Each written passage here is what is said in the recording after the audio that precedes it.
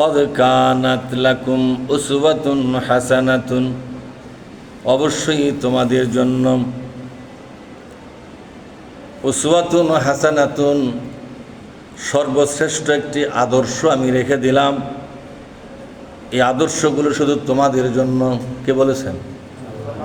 কাকে বলছেন? ইমানদারকে বলছেন। যারা ইমান এনেছে। ইমান তো আমরা সবাই আনছি, কি বলেন আপনারা? আমরা ইমান আনি নাই? আমাদের জন্য আদর্শ একটাই। সে আদর্শের কথা কে বলে দিছেন? এই আদর্শ কি শুধু নামাজের আদর্শ, শুধু দাঁড়িয়ে রাখার আদর্শ? না না না, একটা মানব জীবনের যা কিছু প্রয়োজন সব কিছুর মডেল কোনটা হবে?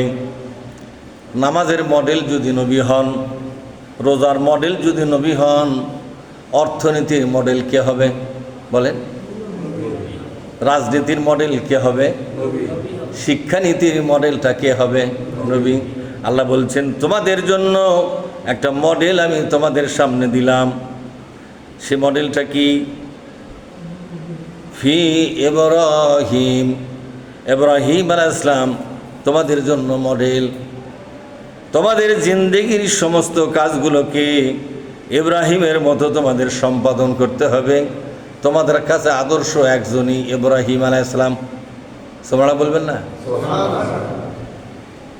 ওয়াল্লাযীনা মাআহু, আর ইব্রাহিম আলাইহিস সালামের সাহাবী যারা ছিলেন, সন্তানাদি যারা ছিল, এই সমস্ত সন্তান এবং সাহাবাগণ তারা তোমাদের জন্য মডেল। আমরা তো আদর্শ খুঁজি বহু লোকের মধ্যে, ঠিক না? মাঝে মধ্যে আমরা পোস্টার দিই, অমুক আদর্শের সৈনিক, আমরা অমুকের আদর্শের লোক। আছে না? ধরে এখন আমাদের দেশের মুসলমানদের মধ্যে একটা বিরাট ভুল ধারণা আজকে কার্যকর আছে। ধর্মের ব্যাপারে তার আদর্শ মানে মুহাম্মদুর রাসূলুল্লাহ সাল্লাল্লাহু আলাইহি ওয়াসাল্লামকে, রাজনীতির বেলায় আদর্শ মানে চেংটু মিয়া আর বল্টু মিয়া।